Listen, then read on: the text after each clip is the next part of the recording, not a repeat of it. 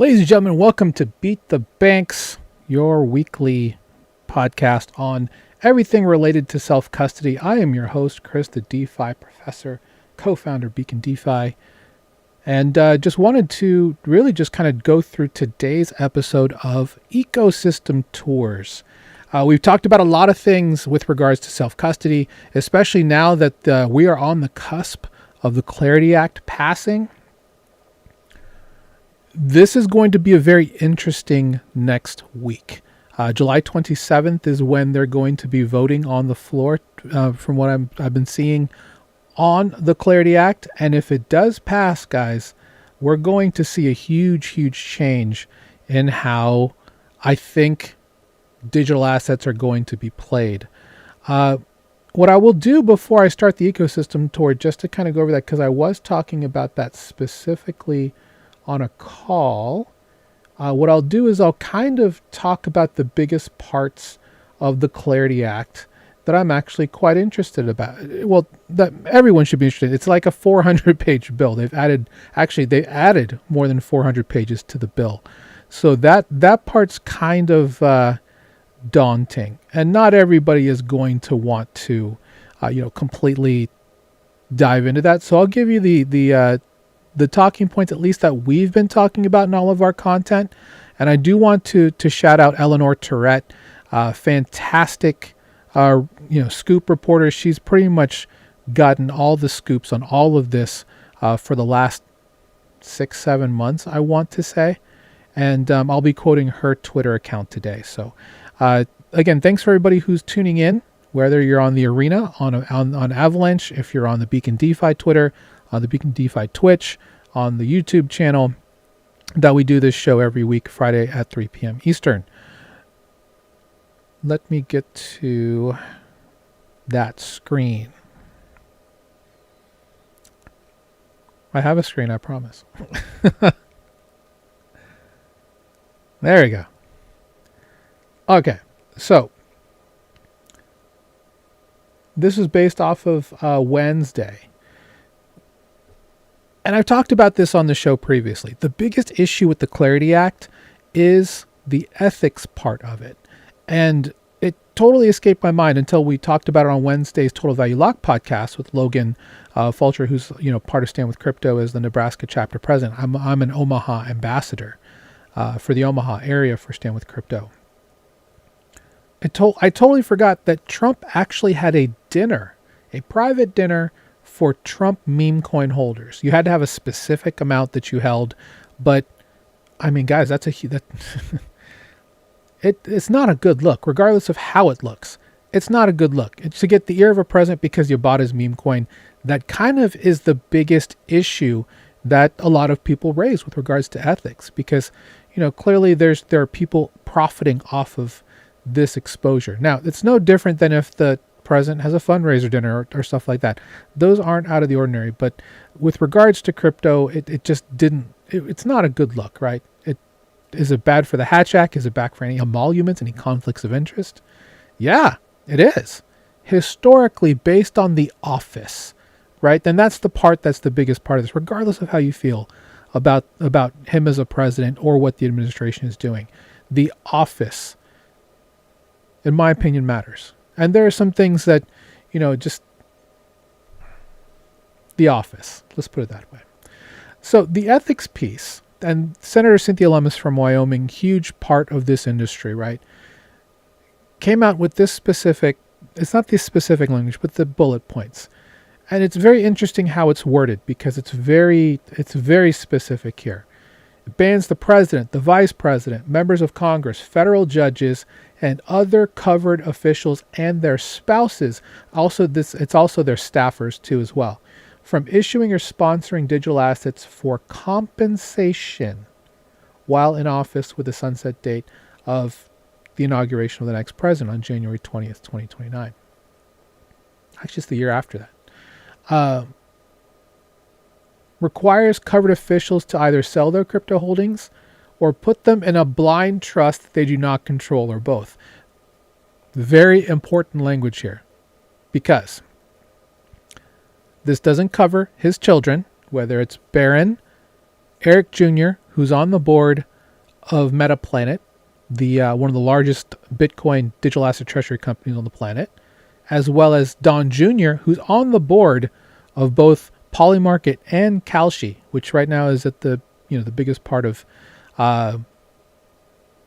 prediction markets, and they have American Bitcoin. They have a couple other things. World Liberty Financial, of course, the DeFi protocol, and Ethereum. All falls under the family. We can call it, do you want to call it a blind trust? Maybe it is, who knows. But Trump Media Corporation, right? They also have Truth Predicts. That is their own prediction market, is what they're working on, I think sometime soon. But the issue here, and that I think overall that part is fine, it covers it, right? The Department of Justice being given the civil enforcement authority over ethics violations, considering the Epstein issues that they're having, not a good look. And that's also a problem with the current backlash for this. And I said this on our member call, I'll say it here. If you think about countries who have gone and passed digital framework legislation for crypto, digital assets over the last couple months, South Korea, Japan, Russia has just done it. Soon, Thailand, Vietnam, and a couple other countries. Even the Philippines, I think, is also working on one. And many other countries, by the way, not just them. They are framing this to the younger Democrat non-flippers, we'll call them that, or just flippable types. I really do think they're going to frame this as the U.S. is continuing to fall behind, because crypto, like AI, is now a matter of national security, right? The power of North Korea to come through and really just attack everyone is, to me, baffling, but still a very big thing that we have to worry about with regards to self-custody. This is why self-custody is so important. Cyber attacks are going to continue. They're only going to get worse unless we can figure out a way to be a part of the world leaders with regards to that technology. So do not be shocked if they find a way to flip 6, 7 to get that across the line, because this is just the foundation. The Clarity Act that will be passed on Monday will be very different than both the Genius Act and the Clarity Act effects that will be happening over the next multiple years, multiple administrations even. But the whole point is to get clarity across the line. It needs to be done now, because if it doesn't happen on Monday, it's not happening at all. There will be a much different version of this moving forward. Now, what we like about this, BRCA, Blockchain Regulatory Certainty Act, this gives protections to developers, to companies, to entities here in the decentralized space, gives them the ability to not be treated as money transmitters solely because they build or maintain decentralized networks. This is very important protection-wise for a lot of the things in this ecosystem. This is something that we certainly want to pass. The part that I really actually like, and I think it's down here, yes, this was added to the bill as a new part of the bill, as part of the ethics and enforcement parts, the consumer parts that Democrats, or at least people who are not in support, wanted to see, which is, and this is something that is close to my heart, because this is something that I've been talking about for years. Education, right? Giving education and training for state, local, crypto investigators, prosecutors, law enforcement, establishes a cyber center to combat threats from nation-state actors like North Korea and Iran. Sure. A public-private task force to coordinate efforts against crypto fraud, and Genius already covers the last piece. This is very important because, for me personally, I still don't understand why people don't recognize crypto and digital assets as actual useful utility items with regards to investment vehicles, because it absolutely is. It's the best risk-adjusted return you're going to find out there, in my personal opinion. Not financial advice to your own research, obviously. But getting all of the people in the infrastructures that don't know anything about this, better training to understand that.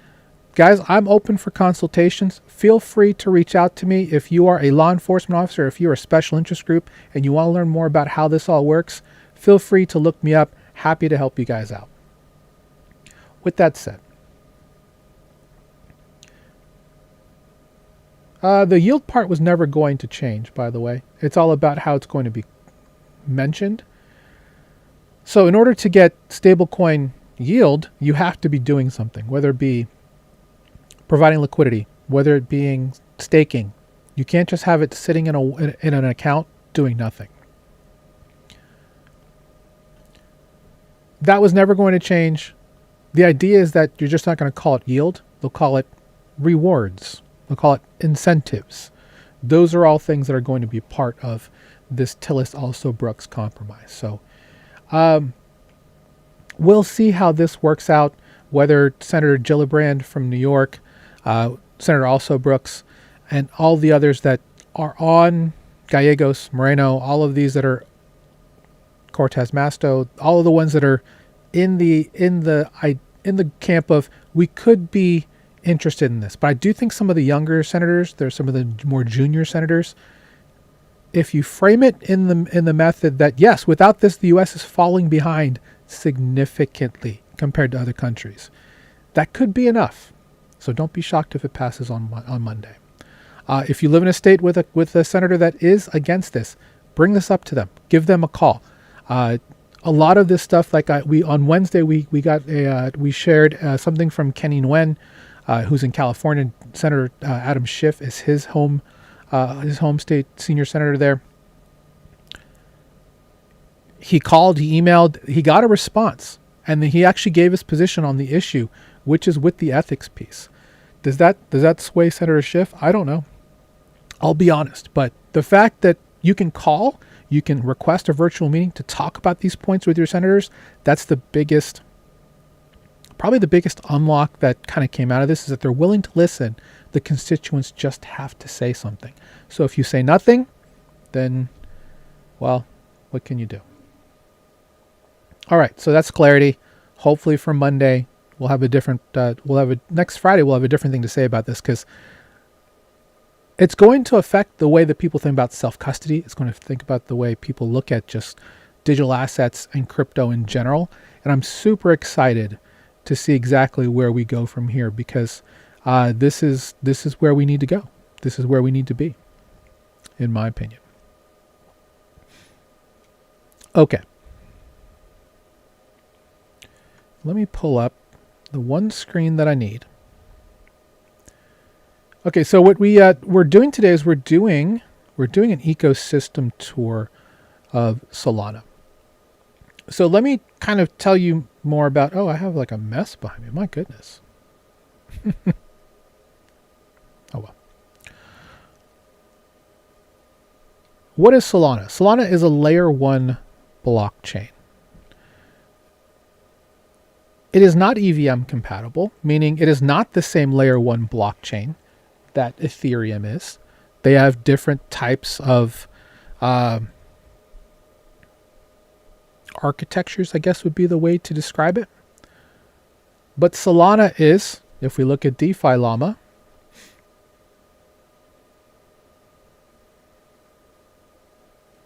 the third largest chain by TVL, or total value locked, meaning in terms of how much money is in the ecosystem. 4.85 billion. It's a far cry from Ethereum at 41 billion, but the fact that Solana has been able to stay here for as long as they have is a testament to the building that is on there. So Solana, I didn't really know the full lore on this. It used to be called Loom, but it became Solana because Anatoly and the other two co-founders, they did a lot of surfing at Solana Beach in California, so they named it Solana after Solana Beach.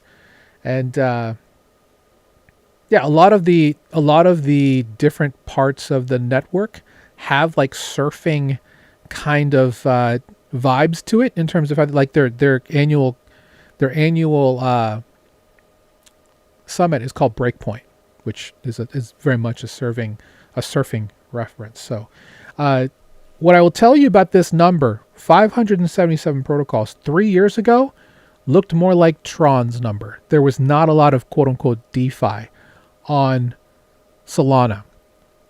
That has changed significantly over the past 3 years. Having 577 protocols, according to DeFi Llama, shout out to them, to NGMI and to Patrick Scott, is crazy, in my opinion, that they've been able to accelerate this much through hackathons, through builder grants, through events. Shout out to the Solana Foundation, shout out to groups like Super Team, who have gone out and really just tried to harness and bring a lot of people to the ecosystem. So a lot of people, may be wondering, well, what is Solana and why should I care? To me, and this is, if you've watched Beat the Banks for the last, well, we're going on 5 years now, right?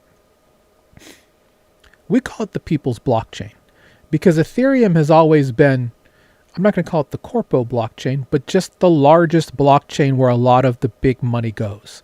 That's where all the institutions like to go. That's why gas is more expensive, because they believe that, gas is with regards to demand, and having a higher barrier means that there's, you're actually making more per transaction. Solana is the opposite. Solana is ridiculously cheap because they believe that higher volume at a lower price will trump that at some point because they have a lot more volume. Now, Ethereum has the roughly snail's pace of 13 transactions per second. Solana is at 2000 TPS, roughly. It could be higher or lower depending. But Visa was very interested in Solana in the beginning because Visa would prefer to have blockchains that have 50,000 TPS. To kind of give you some ideas on things that are more than 50,000 TPS, Say blockchain, which is way down here, can reach that number. Hyperliquid easily eclipses that number, but they're high frequency trading perps and stuff like that in spot markets. So that's why theirs is so high. Others will work to that. Polygon has already said they're looking to get to 100,000 TPS, sometime in the next year or two. And maybe we'll see that. There's a lot of infrastructure things that have to be done. Solana will greatly increase their throughput and their scalability through their new FireDancer and Alpenglow technologies to help on the infrastructure side make it a big deal. I'm not going to talk too much about the guts of Solana because frankly, for most people, they don't care. It's just like, does it work? Is it safe? The answer is yes on both accounts. Is it perfect? No. But there are some different things about Solana that are not known. Not known, but that are different on the way we look at Ethereum. Like Ethereum is, it's all about consensus and coming to consensus with, proof of stake and all that type of thing. Whereas you have some of that with Solana, but they actually have a different system. And the foundational part of it, and I apologize, I had a graphic for this, but I didn't quite get it completely done, is that one thing that Anatoly, the founder of Solana, one of the founders of Solana, wanted to do specifically was to create a different method of I do have a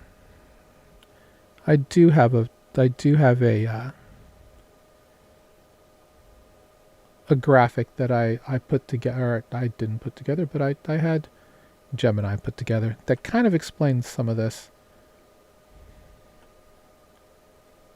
There we go. And a lot of this is way too deep in the weeds, but the idea is that one thing that they wanted to do specifically was to separate the way that time works on Solana, because the core thesis is that if you can embed a verifiable clock, like a time on when something happens into the data structure itself instead of being on the blockchain, nodes don't have to agree specifically, on time with consensus. They can use an actual model, which they have. It's called proof of history, so that smart contracts, which are called programs, are just programs. They're just contracts, and then data can be, kept in a different layer.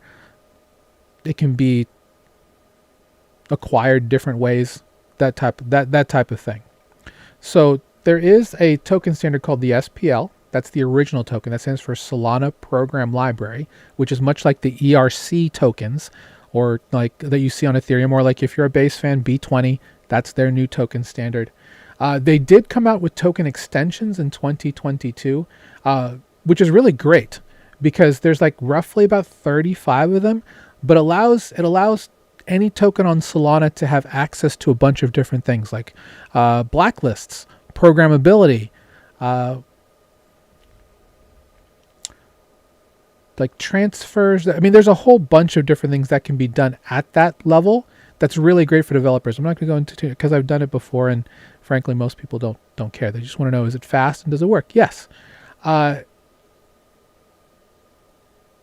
So because they have everything separated here, and you can kind of see this consensus and settlement, how it confirms transactions.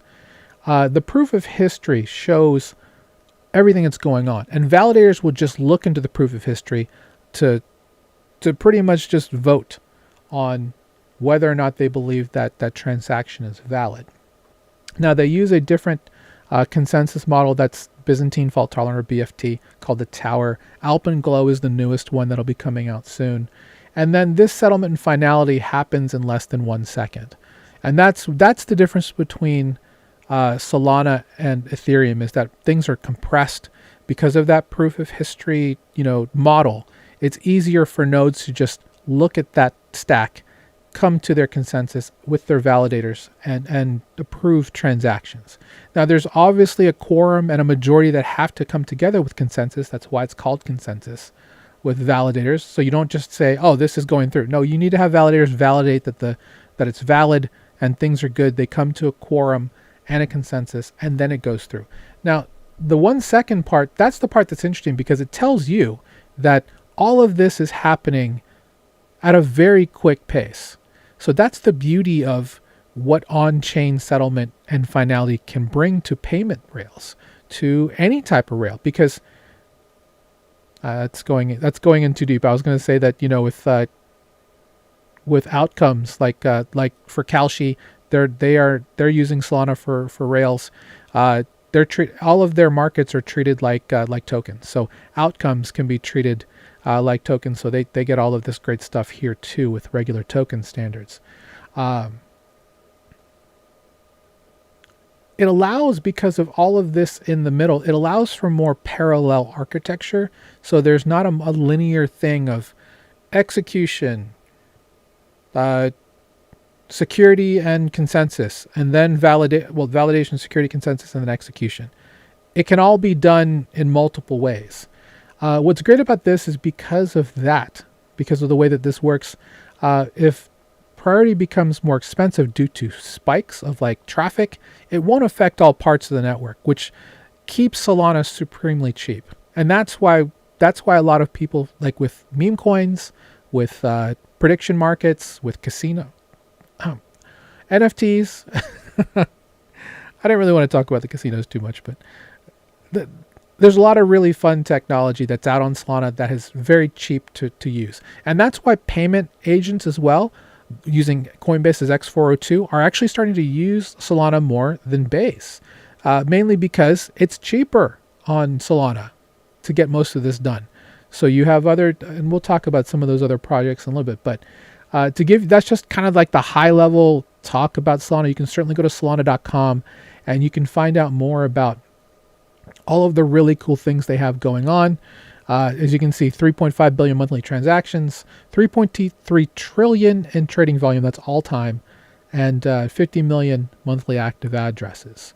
What used to be a small chain looking up to Ethereum is very quickly, even with the support of RWAs, tokenized stocks, institutions, is becoming a chain worthy of standing toe-to-toe with Ethereum.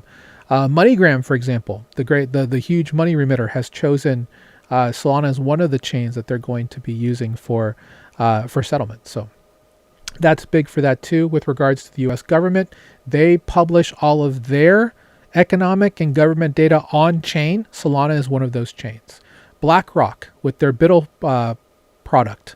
Solana is one of those chains that developers can use to access the BUIDL stablecoin T-bill based feed and liquidity pools. So Solana is in the thick of a lot of different things. PayPal has Solana to thank for getting more exposure to their PYUSD stablecoin. When PYUSD first came out, it was on Ethereum.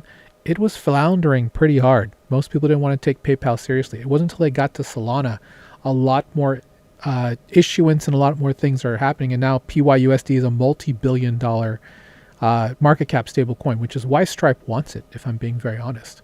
There's a lot of good things about what Solana has done. Solana Pay, which is part of the e-commerce portion of Solana, is baked into Shopify.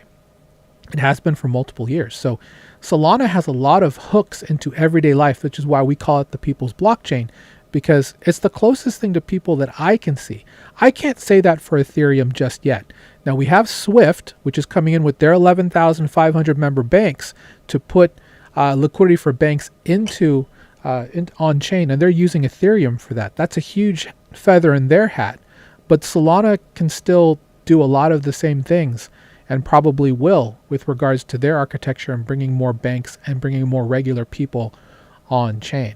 So, I have some other things that I wanted to talk about, because Solana is not just about, it's obviously about on-chain transactions, but they've got games and entertainment, they've got, what else do they have? NFTs. Because of this architecture, it allows for multiple types of digital assets and vehicles to thrive, whether that's tokens, NFTs. When I say tokens, I mean like coins, like meme coins, regular coins, altcoins, that type of stuff, liquidity strategies. Solana can be a better platform for gaming. Shout out to Avalanche, though. Avalanche has got great tech for that. But they also have stuff for all the institutional stuff that people are looking for as well. So there's a lot to unpack there. I'm not going to go through any of it because that's a lot for another show. But how can you be involved with Solana at the validator level, right? Because I showed you this photo, right? With regards to being a part of the validators in terms of getting, while you're using the protocol, you can actually help. You can specifically help secure it, because the validators actually have to go through. And this, shout out to Helios, as this is their orbmarkets.io site. It's great for checking out validators worldwide. 692 validators. There's one super minority that control 33% of the state. With regards to, and if you know about staking with validators already, what you're doing is you're actually putting your money into a validator so that they can actually vote on transactions. Now, we don't want any one validator to be too large to disrupt what we call the Nakamoto coefficient.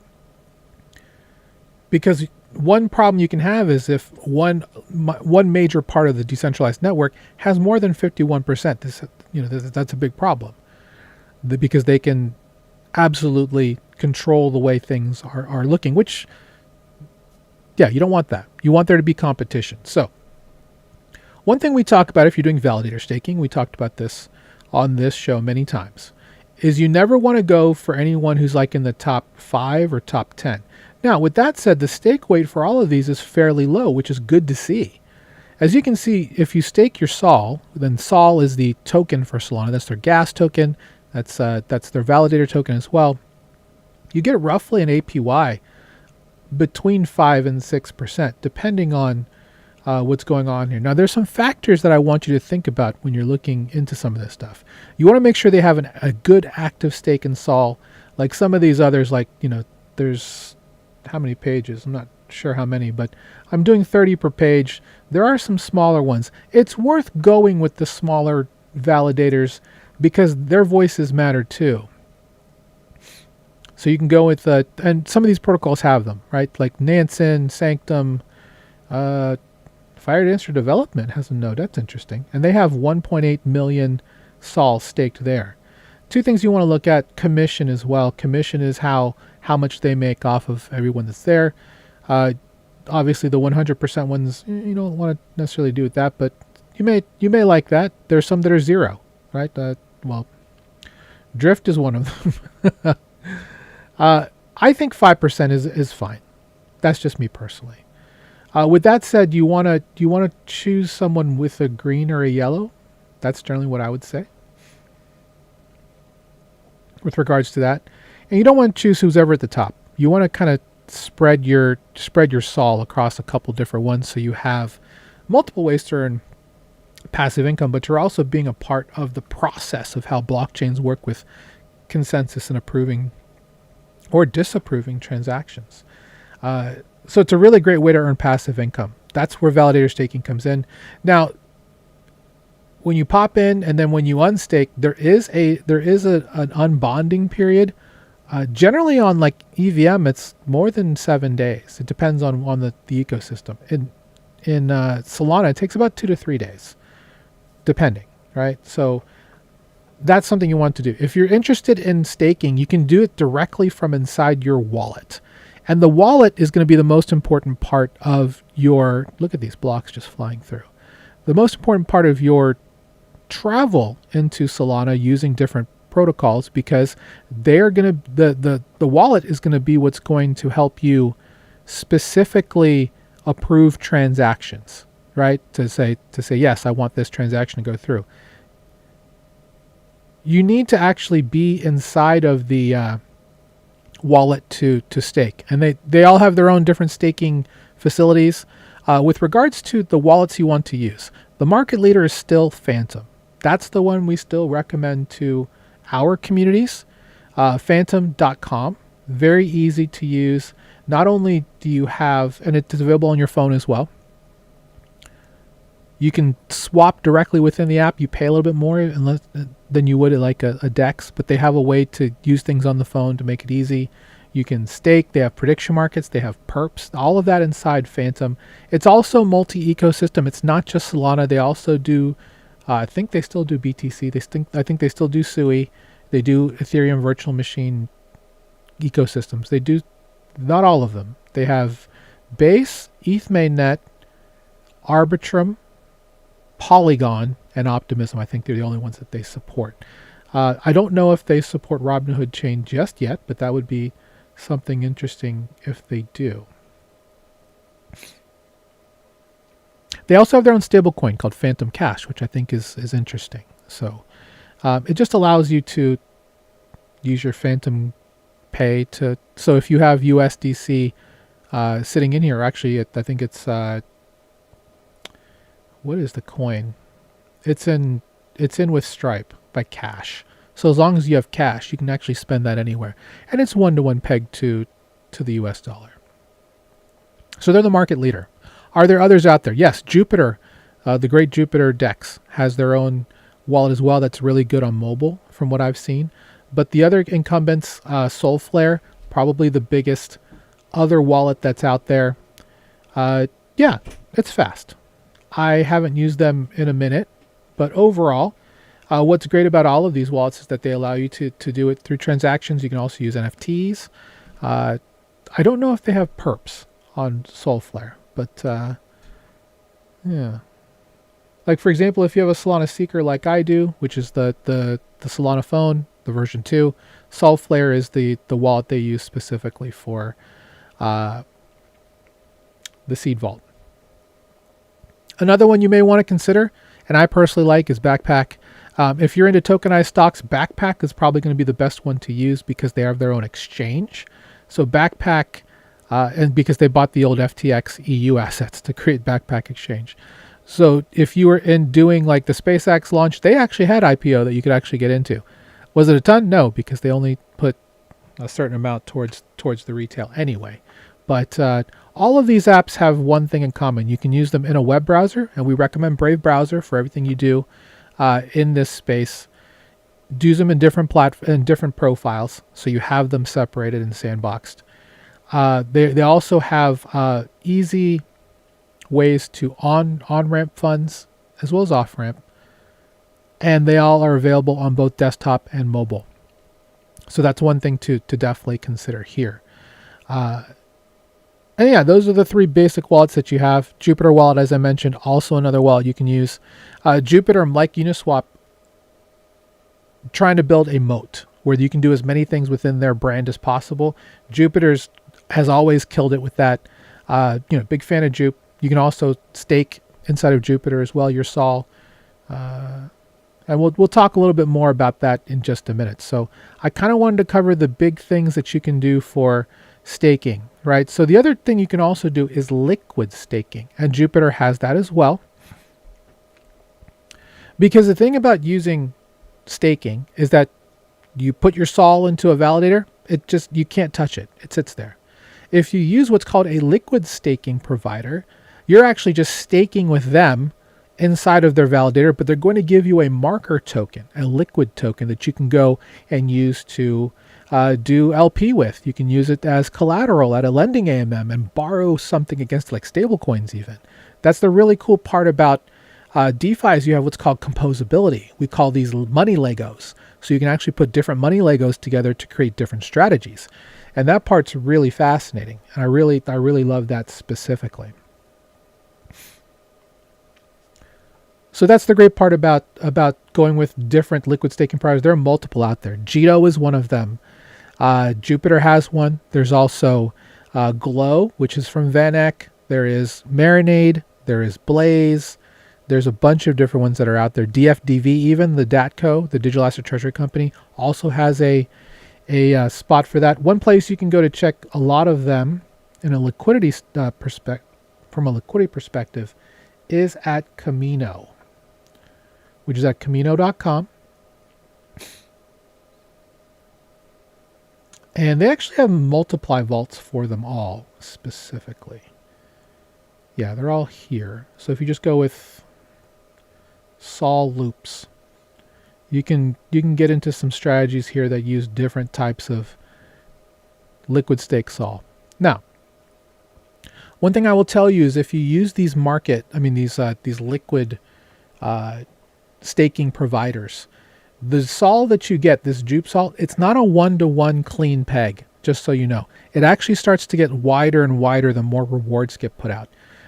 So the price of one Jupe Sol will not be the price of one regular Sol, but they are fairly tightly correlated. So just kind of keep that in mind if you're going to be doing some liquidity pools. It's not a perfect one-to-one relationship there. So just keep that in mind.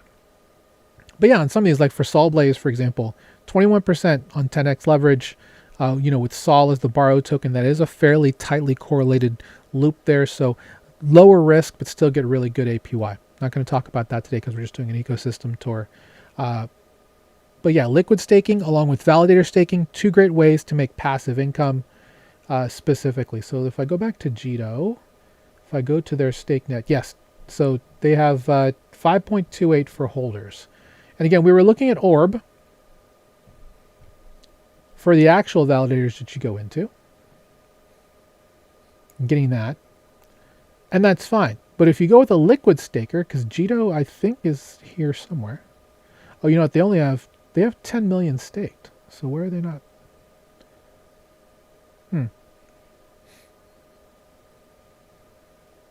Maybe I'm missing them here somewhere. In either case, you're staking your Sol with them, and they're just going to use them in different validator strategies that they already have. And you're going to earn 5.28%. You can just go and just then take the Jito Sol that you get out of that and then use them in different types of strategies. One thing you can also do is use as collateral to borrow against certain AMMs. When you want to redeem it for that 5.28%, you can do so, but there is an unstaking time that you need to observe. Or, depending on the DEX you're on, you can just swap it one-to-one. You won't get all of this APY baked in with that, but you have a way to get out if you need to instantly through a DEX. So let's talk about DEXs. So we talked about wallets. We talked about the network itself. What are the big DEXs to use? Jupiter is by far my personal favorite. The largest technically by TVL, and we can go to DeFi Llama to verify this. We'll go to DeFi Llama Chains and then click on Solana. DEX volume is gigantic at $1 billion every day. Okay, Jupiter is now...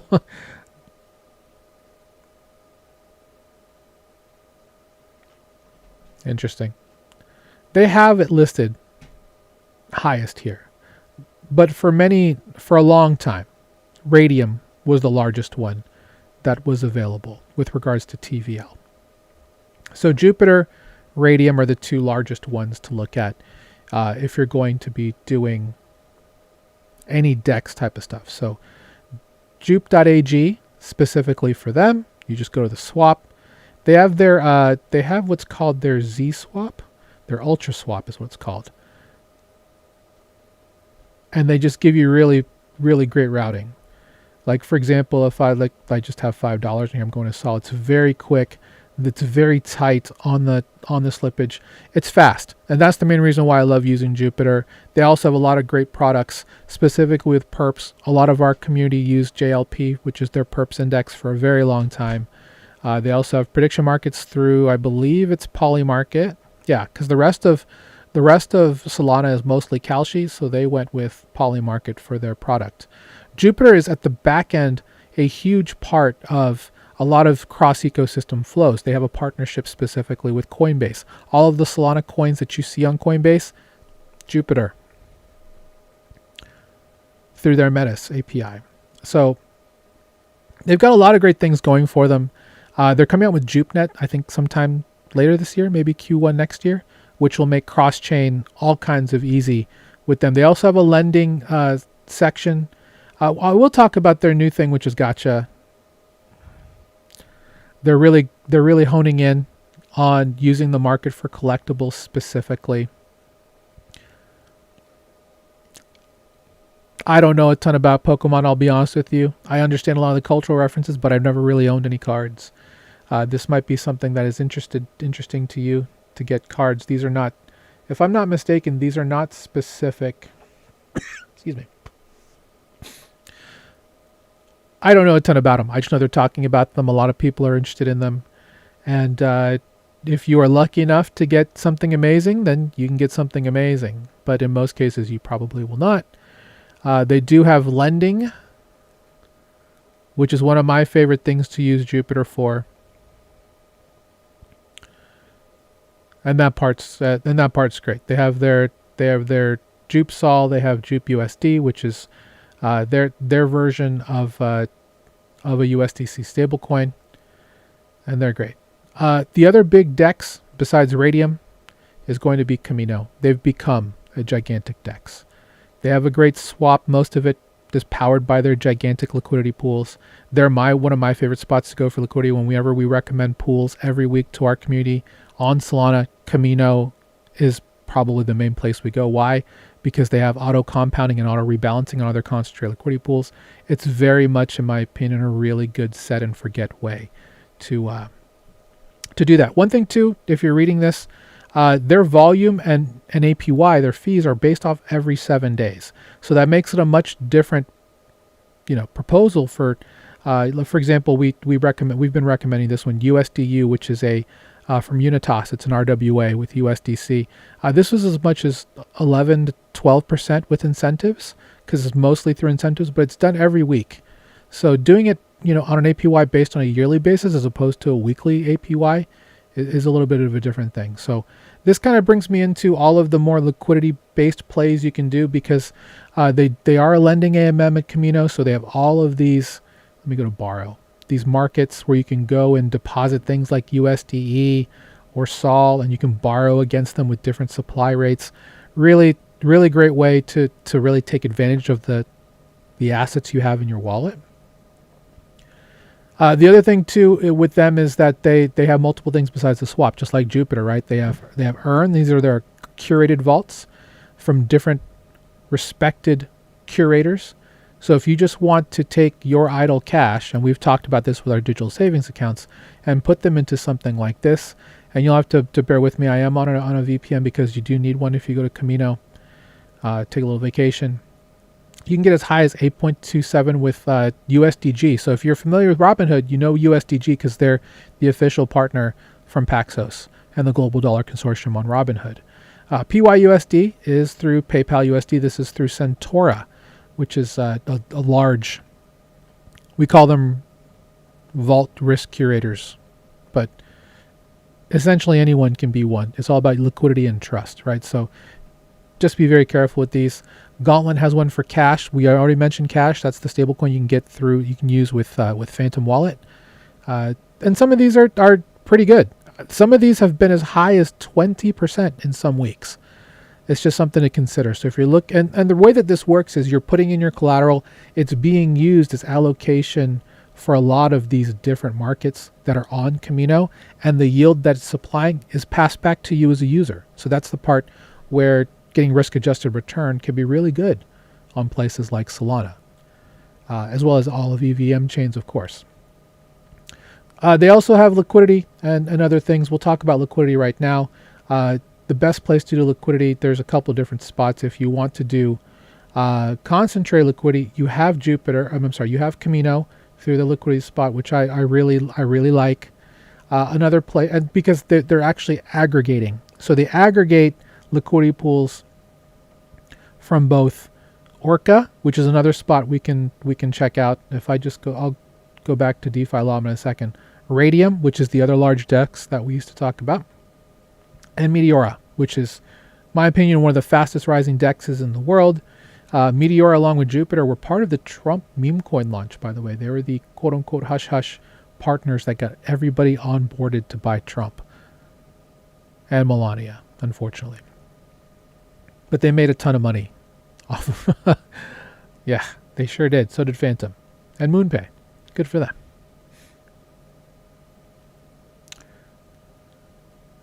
Before we go liquidity, let's talk about NFTs. There are still multiple places to do NFTs on Solana.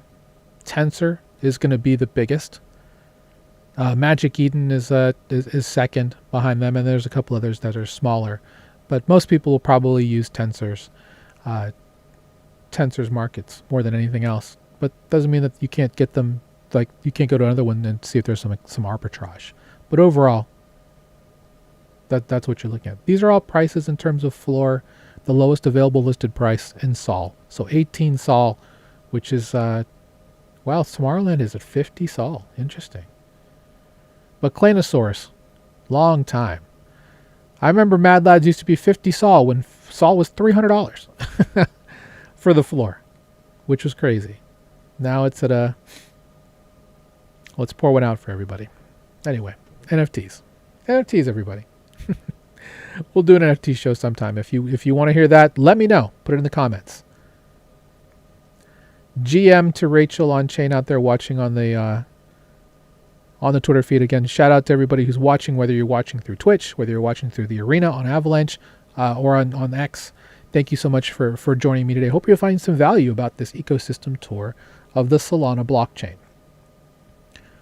So we looked at NFTs. We do need to look at lending, right? We talked about Camino having lending through borrow markets where you can deposit and you're earning this much to supply, and then you can borrow. Let's say you put in Sol. Let's say you put in $1,000 of Sol. You're earning 5.22% of that, 1.68 in specific weekly incentives from USDG. So you're just earning on that. It's amazing. It's an amazing way to get really simple return on your money, because as you deposit them, it is being used in multiple other strategies across the markets, even in some liquidity pools. For those who think that's kind of weird, banks do this all the time, except they're not very transparent on where your money's going. That's why it's good to do it here in DeFi. Now the borrow APY, it's quite a bit higher than the supply. You have to pay this much. But what you can do is you can just supply Sol, have it there, and then borrow USDC. A little bit cheaper than that. Or if you want to go USDG 5.14, plus they're giving you incentives, which lowers that borrow rate, right? So you're actually getting incentives to borrow USDG, and then you can use that in another strategy.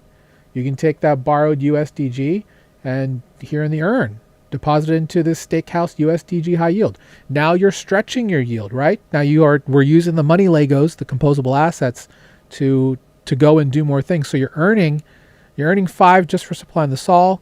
You're paying less on that loan because of the incentives for the USDG. Technically, it doesn't lower the rate. It's just incentives to give you additional in conjunction with that. And then you can now put in this USDG high yield to get 8.21 or 7% on a 90-day average. The point that I want to put out here is think about how much you make for doing this at your bank. In your checking account, most likely zero. Most banks on their checking accounts do not pay you for putting your money there, although they take your money once you deposit it and put it in all these little dark pools that you don't know about. And that's how the banks work, because they make 6% roughly off of you and they give you nothing. Or you have a savings account, do the same thing, right? 0.5%, 0.05%. Here in DeFi, you can be your own bank. You can self-custody your funds. You can make yield off of that. You can make incentives to make your money go farther, to not give that money back to the banks, to give it to yourself, because you are your own bank in DeFi when you're doing self-custody. That's the biggest part of this, and that's why we like Solana, because Solana gives a lot of opportunity for this. It's the people's blockchain. Obviously, a lot of other EVM chains that we'll talk about in our future ecosystems tour that do a lot of the same thing. But I really do like what Solana's been doing specifically in the last couple of years, trying to bring more attention to this. So they do have tokenized stocks coming to Solana, and that part's great. I'm going to tell you a little bit about you can do it on Jupiter for sure, because Jupiter has Jupiter Lend, where we are at. Nope. You can really just do the swap. No, terminal. Let me look. Stocks. And you can buy them here, right? So you have all the regular stocks, the X stocks, stuff like that through Backpack and some of these other things. But if you actually want to do concentrated liquidity plays on them, there's a couple of different places, but one that I've been really keen on, and again, you'll need a VPN vacation for this, is that BuyReal. BuyReal is from Bybit, the CEX. And what's great about this is that they allow you to get different positions on some of these X stocks. For example, let's look at Circle, right? Circle's been kind of doing some things. If you want to do concentrated liquidity where you profit off the behavior of other investors, which is something that is huge in our communities, in a 10% swing where you're just managing your liquidity in a specific range, 5% up and 5% below the current price of Circle against the price of USDC, you're earning 307. Now, there's nuance to this, right? There's a lot of nuance to this. They don't auto manage this for you. Whereas on Camino, you go and you check out some of this stuff. Do they have an X stocks one? I don't think they do. But in the event that they don't right now. But in the event that they started to do it, that would be something to do there. Now, I will say, just for the benefit of everybody, Robinhood does have this available using, if you're doing the DeFi way, on Uniswap on Robinhood chain, you can get into LPs specifically that will do it. Here's one for NVIDIA specifically, okay? But we're not going to talk about that much because we're talking about Solana today. But BuyReal is great. BuyReal has been something we've been recommending to our community. They also have a really cool agent called it's off of OpenClaw, called RealClaw, that you can use to create these, and then your agent can manage them. So something to consider if you're looking to go that route. And we're talking about liquidity. Let's talk about Meteora. Meteora is one of the best places, in my opinion, to do concentrated liquidity. You can also join the LP army. Shout out to Heavy Metal Cook specifically for this. Great dude on there. Really has helped a lot of people make a lot of good money profiting off the behavior of other investors, guys. You don't have to be a PvP player trying to trade against people. You can actually be an LPer and profit off the behavior of all of these people passively while still trading if you want, right? You don't have to do, you can do both. Most traders don't realize this is a thing. Guys, wake up. This has been going on for years. We've been profiting off the behavior of other investors in our communities for years. And thank you for the great yields. Now, they have a couple things here. They have their DLMM. That's the one that you probably want to use for concentrated liquidity. Again, I'm not going to go into this too much because it's very, very volatile. These are things that I just don't know are worth the majority of people's time unless you know what you're doing. One thing that I like to do is go by the... They have 2-hour charts now. Let's just go for the 24-hour chart, please. And going by volume. One thing that we say in all of our communities is that volume equals yield, guys. And that's why doing concentrated liquidity on these tokenized stocks as they're starting to get more and more popular. September, I think it's 13th, is the day that they're going to be having a huge meeting with the SEC on tokenized stocks.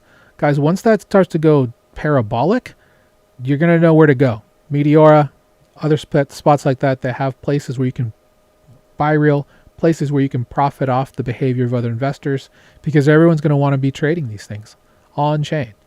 I think I saw an article in Forbes maybe about the most dangerous product in DeFi, which is perps, and how all these Wall Street brokers and traders like to go to DeFi now, like at Hyperliquid, and trade perps because it's more efficient, it's clean. You don't have to worry. You can trade them 24/7, 365, unlike on Wall Street, right? So volume-wise, in the last 24 hours, Hype USDC has 2.44 million. Interesting. All right, I don't know anything about this specific long token, but we'll look at it. It's only a day old, but the active TVL is 15% in a 24-hour time period. I'm not going to talk about the different strategies we do for this. Oh, anyone who's on in my community looking for outperformance, this one might fit the bill specifically. I'll make a note for this. Anyway, I don't want to get too deep in the weeds. Solana's gotten a lot of flack for not always. So one drawback of having this model where validators can just, pop the POH, the proof of history, to figure out, the time to make sure they validate. Solana's had a problem with transactions failing.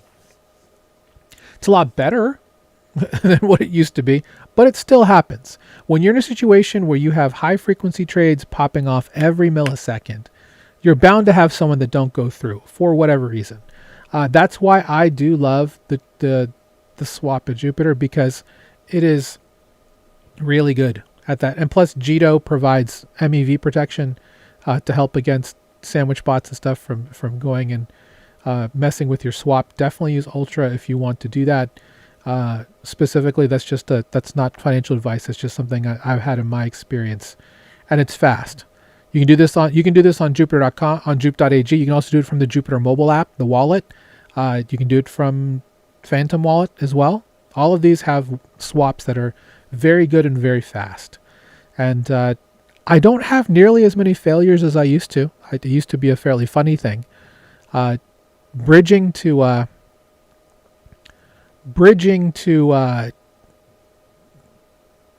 Solana used to be a really big pain in the butt. But thanks to Jupiter, thanks to groups like Lie.fi through Jumper, I'm D-Bridge, and a couple of others. Wormhole obviously is the granddaddy bridger of them all. It's fast. I remember when bridging to Solana was like a 10-hour affair. You were better off sending it up back to your CEX and then we're drawing down to Solana. That's the other thing I didn't mention here with regards to onboarding onto Solana.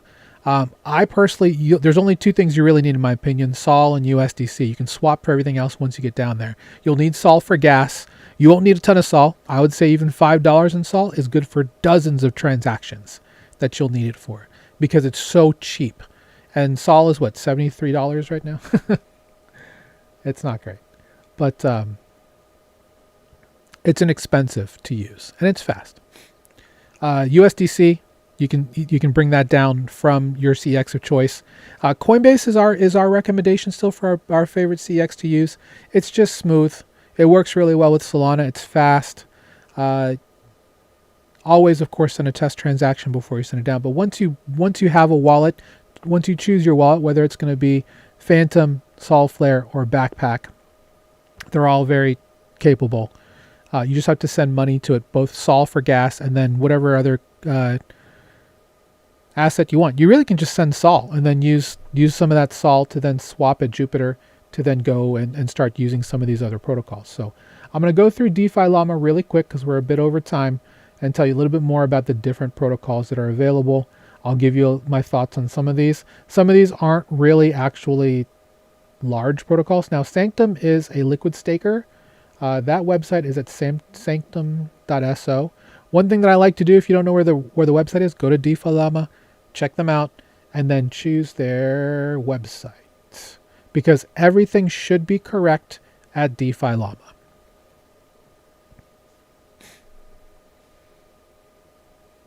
Sanctum's doing a lot of things, and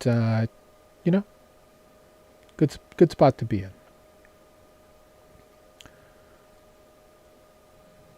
Camino, we've already talked about extensively. It is a DEX and liquidity provider, much like Jupiter. Radium's still doing Radium things. It's my shout out to the team. I apologize for. Okay, it's a lot nicer than it used to be. It used to be actually terrible. A terrible UI. Wasn't my personal favorite. Wasn't ones that I would actually use. To me, Jupiter and Camino just have the market cornered. So until Radium starts to do better things, they have perps now. The liquidity is... So if you're doing pump.fun, liquidity for your token, your meme token, does still go to Radium. So that's where that's still big. You can get into that pool early before someone else like Meteora or some of these others pick up those pools with liquidity. But Radium is still where it's at for a lot of different things. So keep that in mind. But I think Meteora and Camino and Jupiter have all lapped. Well, Meteora doesn't have a swap. Yeah, they don't have a swap. But Camino and Jupiter have definitely surpassed Radium in my opinion. And Radium, that's a call for you guys to just kind of do your thing. I mean, obviously you have all that pump.fun money coming through. But would love to see some better upgrades to make Radium an easier place to use. If I could say that, feel free to reach out to me if you want my opinion on that. We already talked about Jito. Securitize is the RWA platform that works with BlackRock and their BITL product. Solstice, wow, base is trading at 522 million. Solstice is a newer DeFi protocol. They have something called SLX, and USX is their stable coin. And you can use as, they're really just trying to become a really great yield layer, which is fine.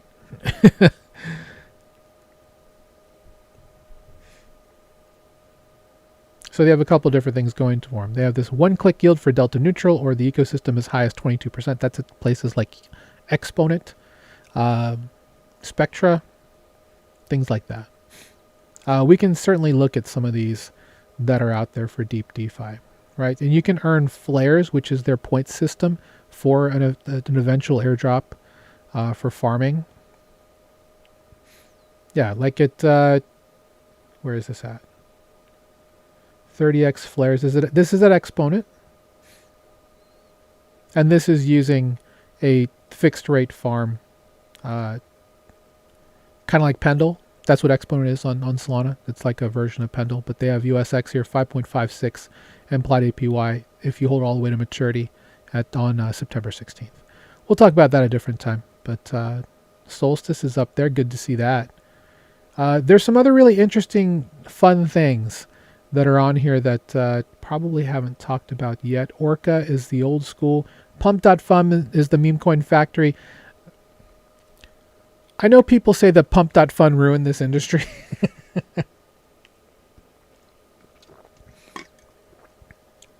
I can understand that. But what Pump.Fund did is change the way that we look at tokenization on Solana and now other ecosystems.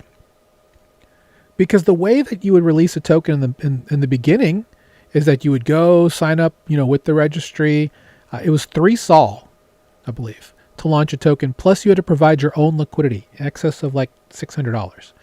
So you're already looking at about $1,000 to get a token off the ground. Pump just blew that method to smithereens. Pretty much with Pump, you got an initial.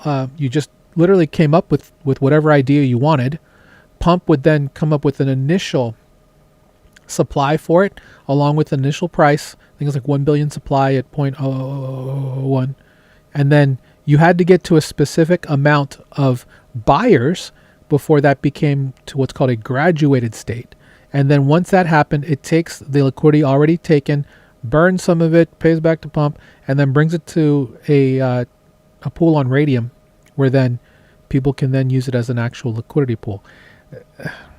And then the money that would go into like all of that is paid by the first person who wants to do that. It's a whole thing. I'm not going to go through it, but it changed the way we looked at how tokenization happens. If it wasn't for Pump, we wouldn't have the valuable, we'll call it the valuable popularity of things like Clanker, Banker, and some of these other groups that issue tokens, other launch pads. Pump changed the way that works, and it makes it a lot more accessible. It takes a lot of the guesswork in terms of investors and even teams who are looking to create a way to bootstrap a concept. We'll call it a concept, right?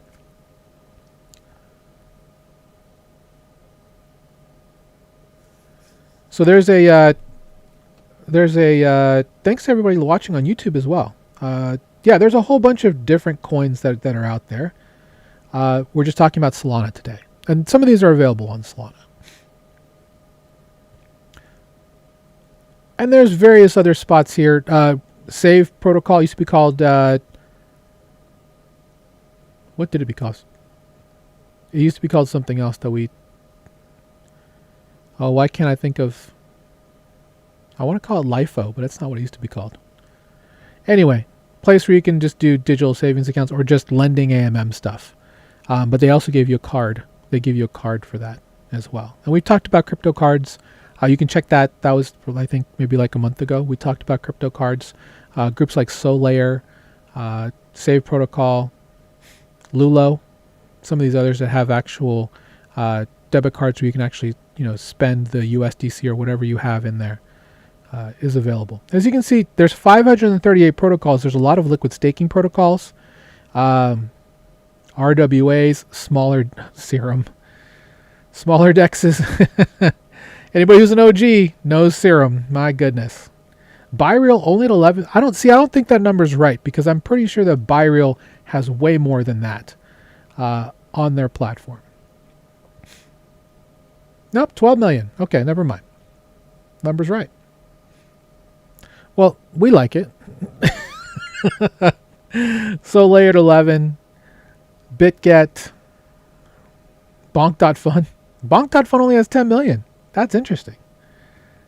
Unitas, which I just talked about not that long ago. One of my favorite liquidity spots, HawkFi. Shout out to them. They're also a liquidity manager that just like Camino, that does aggregation. As you can see, there's a lot of different things here. A lot of other projects like Perenna, which is USD Star, if I'm not mistaken.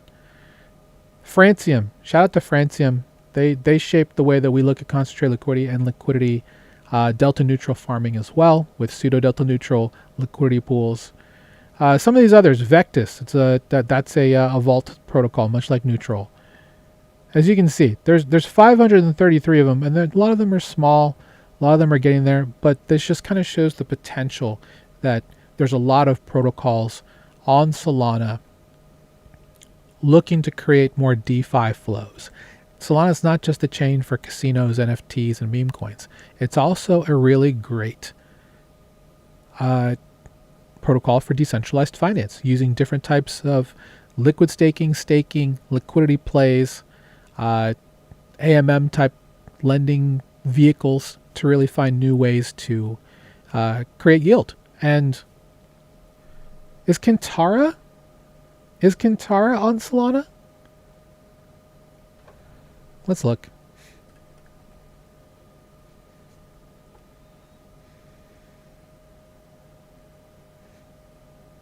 Yes, it is.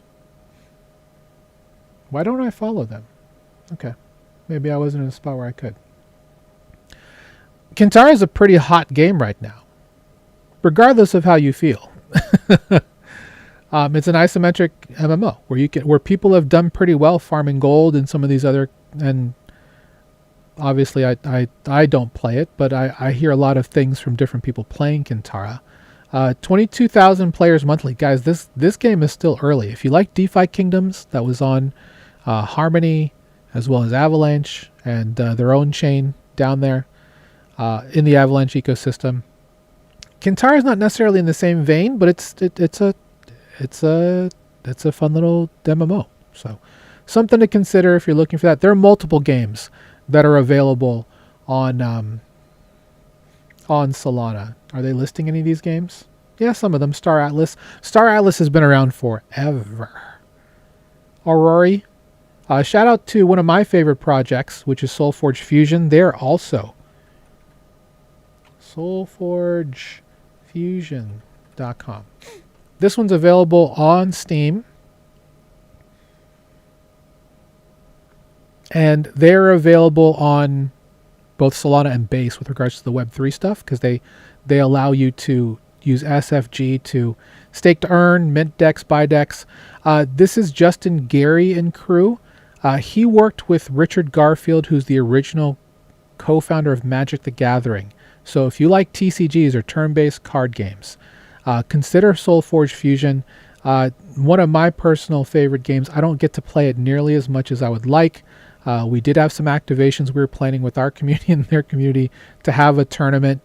Yeah, it's a lot of fun. You can have basic packs. You can play the game without buying anything, and it's a lot of fun. But they also allow you to have both digital and physical packs that you can play in person, and these are awesome. They are beautiful cards. They're beautiful art. The lore is great. The different tribes that they have. Shout out to Stoneblade Entertainment, Justin Gary and crew. I don't give you guys enough love, and that's on me. But yeah, we really like this game. Check out the story if you're curious about the different tribes that are a part of how this game works. But if you know Hearthstone, if you know Gwent, Magic the Gathering, there's a lot of elements and a lot of that in this game, and it's a lot of fun. I have streamed it a couple of times. So that's something to consider if you like gaming. There are, of course, multiple games out there for Solana. If you own a PSG1 from Play Solana, like I do here is my little Giga Chad version with the Giga meme guy on there. I really wanted the Pengu one, the Pudgy Penguins one, but they wouldn't do that. But it's not only is it like a little gaming device, but it's also a hardware wallet. There's a fingerprint sensor on there. So it also can be a hardware wallet for your, excuse me, your Sol. Anyway, hopefully that was a pretty decent tour of Solana. For those of you who don't know much about Solana, hopefully you learned a little bit today. If you know anyone who wants to learn more about Solana, please let them know about this video. Like, follow, subscribe, help us in the algorithm. We'd greatly appreciate that. I would be remiss if I didn't talk about the mothership, which is TVL. Total value locked from us at Beacon DeFi. Let me get the lower third in there. Absolutely free to join, school.com/beacon. This is where you can learn more about decentralized finance, becoming a DeFi native. We have plenty of free content down there. Check out our Start Here post. You'll get a message from myself and my co-founder Andrew, and you'll learn more about what we have in terms of free offerings. We have tons of free content on there. We also have a lot of paid content. So if you'd rather have one-on-one mentorship, access to me and the team, be in a community full of like-minded individuals, shout out to our Beacon Mastermind founding members, our current Beacon Mastermind members, as well as our Spotlight subscribers and our Beacon Challenge takers. You guys make what we do possible. So thank you so much for doing that. Again, school.com/beacon. We do this show switch to me. We do the show every Friday, 3 p.m. Eastern. We've done it since January of 2022 for Beat the Banks. We talk about self-custody. We talk about all the great things that go along with that in DeFi, all of that stuff. If that's something that interests you, please join us every Friday, 3 p.m. Eastern. Then, yeah, really enjoyed being here with you today. If there's another blockchain you want me to cover because you're curious about, how do you get into that and what does that all mean, please feel free to reach out to me. Give me some feedback, and happy to do that for you. Again, shout out to everybody who's been watching on the arena, on Twitch, on YouTube, on Twitter. X, right? We'll see you next week for another show on Friday. You can also check out our regular Wednesday podcast, Total Value Locked, every Wednesday, 1 p.m. Eastern. Have a great weekend. Take care out there, and go check out Solana. Let me know your thoughts. Would love to hear them. Peace. Beacons up. Banks down. Keep beating those banks, guys. Self-custody for life. See ya.